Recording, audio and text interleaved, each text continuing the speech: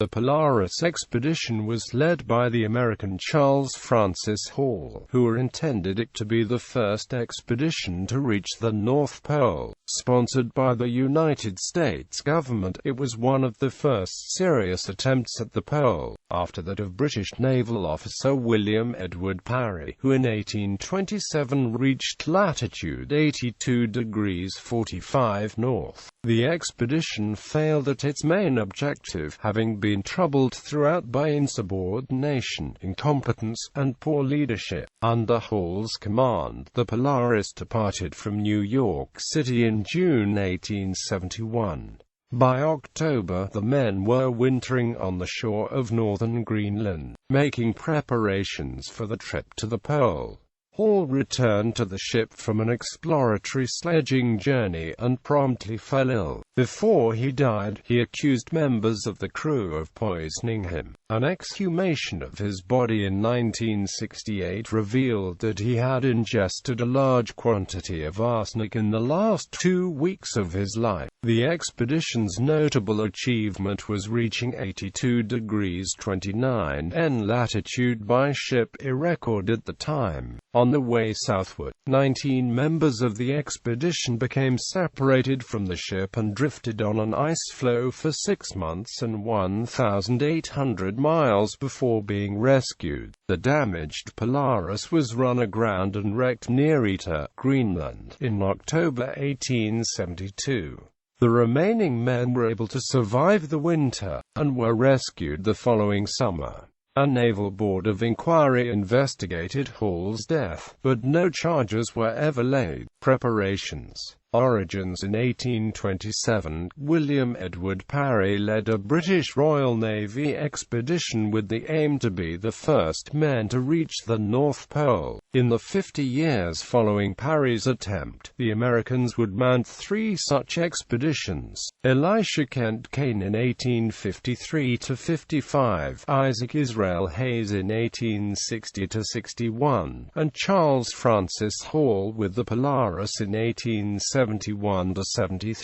Hall had no special academic background or sailing experience, but he was a voracious reader with an obsession for the Arctic. After John Franklin's 1845 expedition was lost, Hall's focus was directed toward the Arctic. He was able to launch 2 expeditions in search of Franklin and his crew, one in 1860–63, and a second in 1864–69.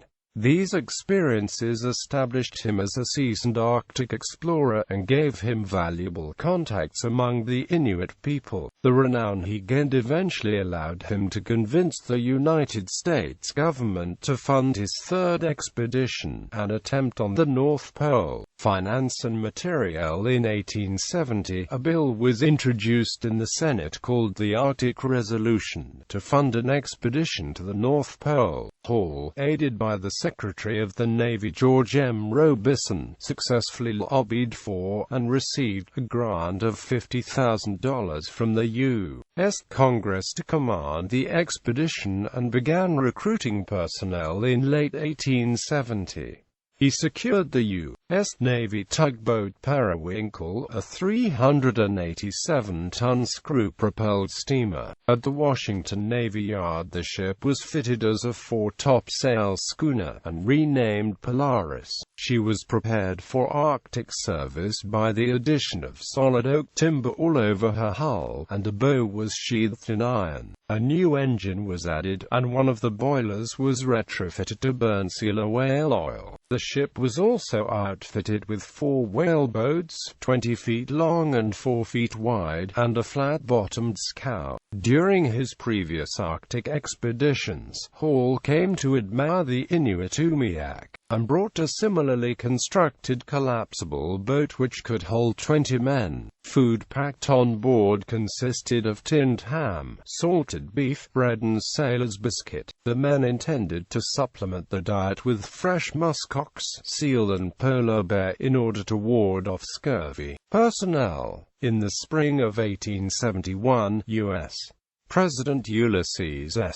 Grant had named Hall as overall commander of the expedition, and he was being referred to as captain. Though Hall had abundant Arctic experience, he had no sailing experience, and so the title was purely honorary. In selecting the officers and seamen, Hall relied heavily on whalers with experience in the Arctic. This was markedly different from the polar expeditions of the British Admiralty, which tended to use naval officers and highly disciplined crews. For his selection of sailing master, Hall first turned to Sidney O. Boddington, then to George Tyson, who both initially declined due to prior whaling commitments. When those commitments fell through, Hall named Boddington as sailing master and Tyson assistant navigator. Boddington and Tyson had decades of experience between them captaining whaling vessels. In effect, the Polaris now had 3 captains, a fact which would weigh heavily on the fate of the expedition. Further complicating matters, in 1863 Boddington and Hall had quarreled because Boddington had denied permission for Hall to bring his Inuit guides,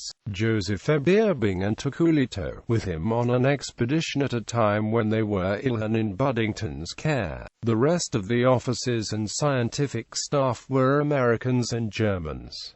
The seamen were mostly German, as was Chief Engineer Emil Schumann. In addition to the 25 officers, crew, and scientific staff, Hall brought Inuit interpreter and hunter Ebierbing, his wife Tukulito, and the child, a Greenlandic Aboriginal named Hans Hendrik, his wife Merkit, and 3 children also joined the expedition. New York to Upernavik. Even before leaving the Brooklyn Navy Yard on June 29, 1871, the expedition ran into personnel troubles. The cook, a seaman, a fireman, and assistant engineer Wilson deserted. The steward turned out to be a drunk, and was left in port. The ship stopped in New London, Connecticut, to pick up a replacement assistant engineer, leaving on July 3, 1871.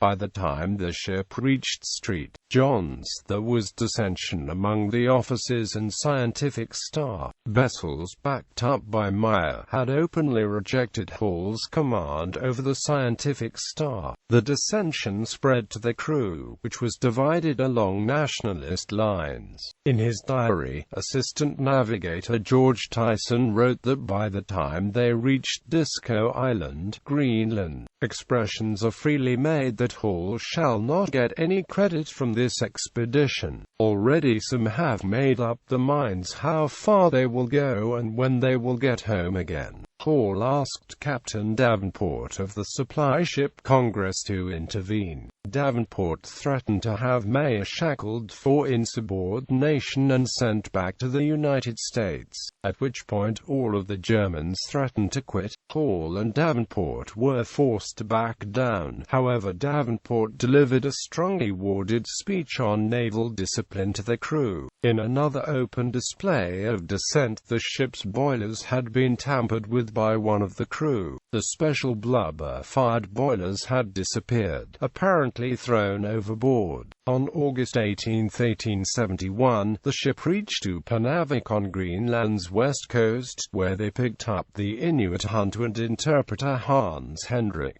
The Polaris proceeded north through Smith Sound and Ayers Strait, passing previous furthest north records held by Elisha Kane and Isaac Hayes. Polar preparations and Hall's death. By September 2, 1871, Polaris had reached her furthest north of 82 degrees 29 N. Tension flared again as the 3 leading officers could not agree on whether to proceed further or not. Hall and Tyson wanted to press north to cut down the distance they would have to travel to the pole by Dogsall. Boddington did not want to further risk the ship, and walked out on the discussion. In the end, they sailed into Thank God Harbor on Sept. 10, 1871, and settled in for the winter on the shore of northern Greenland. Within a few weeks, Hall was making preparations for a sledging trip with the aim of beating Sir William Parry's furthest north record. Mistrust amongst the men in charge showed again when Hall told Tyson that, "I cannot trust that man. I want you to go with me, but don't know how to leave him alone with the ship." There is some evidence that Boddington may have been an alcoholic. On at least 3 occasions he raided the ship's stores, including the alcohol kept by the scientists for preservation of specimens. Hall had complained about Boddington's drunken behavior, and it fully came to light from the crew's testimony at the inquest following the expedition. With Tyson watching over the ship, Hall took 2 sledges with first mate Chester and the native guides Beerbing and Hendrick, leaving on October 10, 1871. The day after leaving, Hall sent Hendrick back to the ship to retrieve a number of forgotten items. Hall also sent back a note to Bessels, reminding him to wind the chronometers at the right time every day. In his book, Trail by Ice, Richard Parry postulated that such a note from the uneducated Hall must have rankled Bessels, who held a number of degrees from Stuttgart, Heidelberg, and Jena. It was another example of Hall's micromanagement of the expedition. Before he left on the overland trip, Hall gave Boddington a detailed list of instructions regarding how to manage the ship in his absence. This likely did not sit well with a sailing master with over 20 years of experience. Upon the return on October 24, 1871, Hall suddenly fell ill after drinking a cup of coffee. His symptoms started with an upset stomach, then progressed to vomiting and delirium the following day. Hall accused several of the ship's company, including Bessels, of having poisoned him. Following these accusations, he refused medical treatment from Bessels, and drank only liquids delivered directly by his Inuit friend Tukulito. He seemed to improve for a few days, and was even able to go up on deck. Bessels had prevailed upon Bryan, the ship's chaplain, to convince Hall to allow the doctor to see him. By November 4, Hall relented, and Bessels resumed treatment. Shortly after, Hall's condition began to deteriorate, and he suffered vomiting and delirium, and collapsed. Bessels diagnosed apoplexy, and Hall finally died on November 8. He was taken ashore and given a formal burial. Attempt at North Pole. According to the protocol provided by Navy Secretary George M. Robeson, command of the expedition was turned over to Boddington, under whom discipline further devolved. The precious coal was being burned at a high rate, 6,334 pounds in November, which was 1,596 pounds more than the previous month, and close to 8,300 pounds in December. Boddington was often seen to be drunk, but he was far from the only one to pilfer the alcohol stores, according to testimony at the inquiry. Eisen was also seen drunk like old mischief, and Schumann had gone so far as to make a duplicate of Boddington's key so that he could help himself to alcohol as well. Whatever the role of alcohol, it was clear that shipboard routine was breaking down. As Eisen remarked, there is so little regularity observed. There is no stated time for putting out lights. The men are allowed to do as they please, and, consequently, they often make nights hideous by the carousing, playing cards to all hours. For purposes unknown, Boddington chose to issue to the ship's supplier of firearms to the crew. There is some evidence of a morally questionable plan being formulated among the senior officers that winter. On January 1, 1872, Eisen wrote in his diary, "Last month such an astonishing proposition was made to me that I have never ceased thinking of it since. It grew out of a discussion as to the feasibility of attempting to get farther north next summer, and then on April 19, 1872, had a talk with Chester about the astounding proposition made to me in the winter. We agreed it was monstrous and must be prevented. Chester said he is determined, when he got home, to expose the matter. Author Farley Mowat has suggested the officers were contemplating faking a journey to the pole, or at least to a very high latitude. Whatever the unmentioned plan was, an expedition to try for the pole was dispatched on June 6, 1872. Chester led the expedition in a whaleboat, but this was crushed by the ice within a few miles of Polaris. Chester and his men hiked back to the ship, and persuaded Boddington to give them the collapsible boat. With this, and Tyson piloting another whaleboat, the men set northward again. In the meantime, the Polaris had found open water, and was searching for a route south. Boddington, not eager to spend another winter in the ice, sent Heberbing north with orders for the Tyson, and Chester returned to the ship at once. The men were forced to abandon both craft and walk 20 miles back to Polaris. Now 3 of the ship's precious lifeboats were lost, and a 4th would be crushed by ice in July after being carelessly left out overnight. The expedition had failed in its main objective to reach the North Pole. Fate of Polaris and journeys home. With the expedition's main goal abandoned, Polaris turned south for home. In Smith Sound, west of the Humboldt Glacier, she ran aground on a shallow iceberg and could not be freed. On the night of October 15, 1872, with an iceberg threatening the ship, Schumann reported that water was coming in and the pumps could not keep up. Boddington ordered cargo to be thrown onto the ice to buoy the ship. Men began throwing goods overboard, as Tyson put it, with no care taken as to how or where these things were thrown. Much of the jettisoned cargo was lost.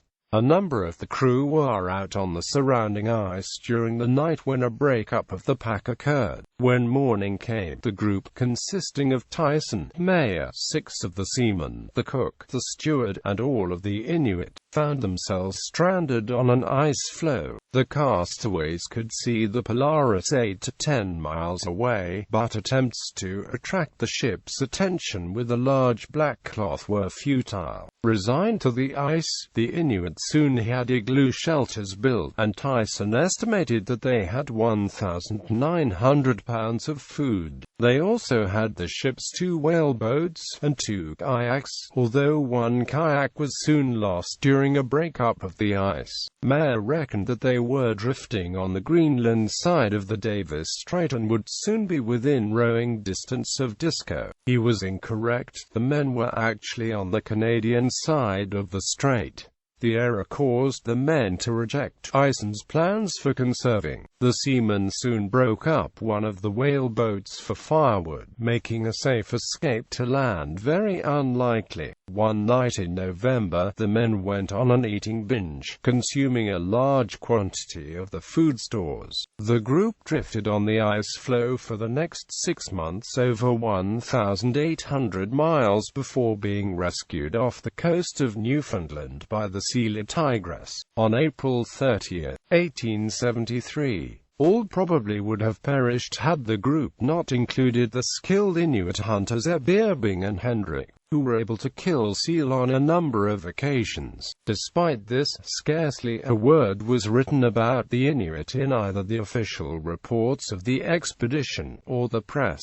On October 16, with the ship's coal stores running low, Captain Boddington decided to run the Polaris aground near Etah, having lost much of the bedding, clothing, and food when it was haphazardly jettisoned from the ship on October 12. The remaining 14 men were in poor condition to face another winter. They built a hut from lumber salvaged from the ship, and on October 24, extinguished the ship's boilers to conserve coal. The bilge pumps stopped for good, and the ship heeled over on her side, half out of water. Fortunately, the Etah Inuit helped the men survive the winter. After wintering ashore, the crew built 2 boats from salvaged wood from the ship, and on June 3 the crew sailed south. They were spotted and rescued in July by the whaler Ravens Creek, and returned home via Scotland. After inquiry on June 5, 1873, a United States Navy Board of Inquiry began. At this time, a crew and Inuit families had been rescued from the ice floe. However, the fate of Boddington vessels and the remainder of the crew was still unknown.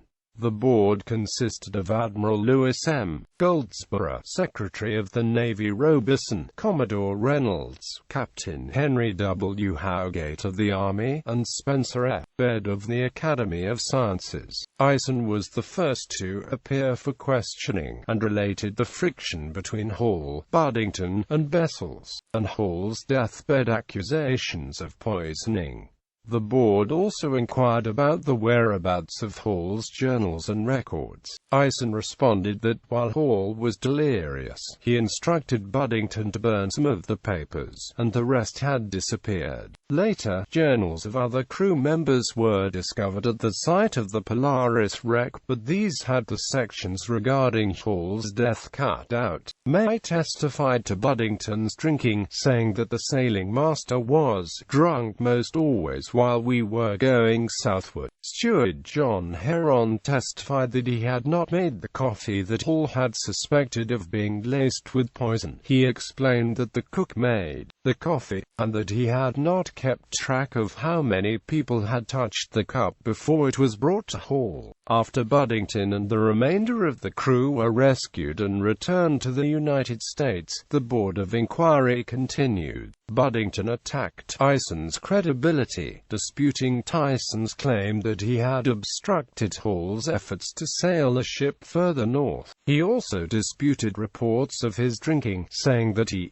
practiced to drink but very little. Bessels was questioned about Hall's cause of death. Bessels stated that, "My idea of the cause of the first attack is that he had been exposed to very low temperature during the time that he was on the sledge journey. He came back and entered a warm cabin without taking off his heavy fur clothing, and then took a warm cup of coffee, and anyone knows what the consequences of that might be." Bessels testified that Hall was taken by hemiplegia, and his left arm and side were paralyzed, and that he had injected Hall with quinine to correct his elevated temperature before he died. Faced with conflicting testimony, lack of official records and journals, and no body for an autopsy, no charges were laid in connection with Hall's death. In the inquiry's final report is the Surgeons General of the Army and Navy wrote, "From the circumstances and symptoms detailed by him, and comparing them with the medical testimony of all the witnesses, we are conclusively of the opinion that Captain Hall died from natural causes, viz.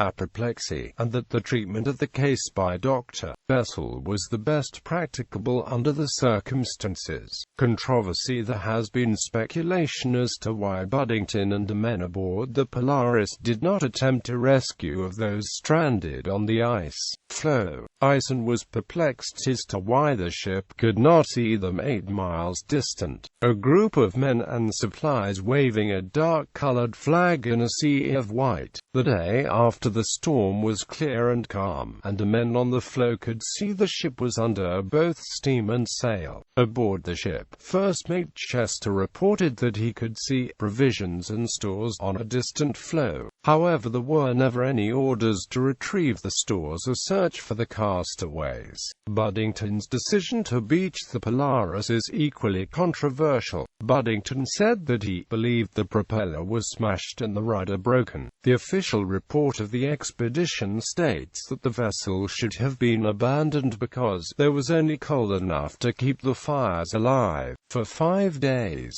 However, the same report states that the propeller and rudder were in fact discovered to be intact after the ship was run aground, and the ship's boiler and sails were available. Even if she ran out of coal, the ship was perfectly able to travel under sail alone. In defense of Boddington's decision, when low tide exposed the ship's hull, the men found that the stem had completely broken away at the 6-foot mark, taking iron sheeting and planking with it. Boddington wrote in his journal that he called the officers' attention to it, who only wondered she had kept afloat so long. Regarding Hall's fate, the official investigation that followed ruled the cause of death was apoplexy. Some of Hall's symptoms, partial paralysis, slurred speech, delirium, certainly fit that diagnosis. Indeed, the pains that Hall complained about down one side of his body, which he attributed to many years huddling in an igloo, may have been due to a previous minor stroke. However, in 1968, Hall's biographer Chauncey C. Loomis, a professor at Dartmouth College, made an expedition to Greenland to exhume Hall's body. Because of the permafrost, Hall's body, flag shroud, clothing and coffin were remarkably well preserved. Tests on tissue samples of bone, fingernails and hair showed that Hall had received large doses of arsenic in the last 2 weeks of his life. Arsenic poisoning appears consistent with the symptoms party members reported: stomach pains, vomiting, stupor, and mania. Arsenic can have a sweet taste, and Hall had complained that the coffee had tasted too sweet and had burned his stomach. It also appears that at least 3 of the crew, Boddington, Meyer, and Bessels, expressed relief at Hall's death and said that the expedition would be better off without him. In his book The Arctic Grail, Pierre Berton suggests that it is possible that Hall accidentally dosed himself with the poison, as arsenic was common in medical kits of the time, but it is considered more probable that he was murdered by one of the other members of the expedition, possibly Bessels, who was in nearly constant attendance of Hall. No charges were ever filed.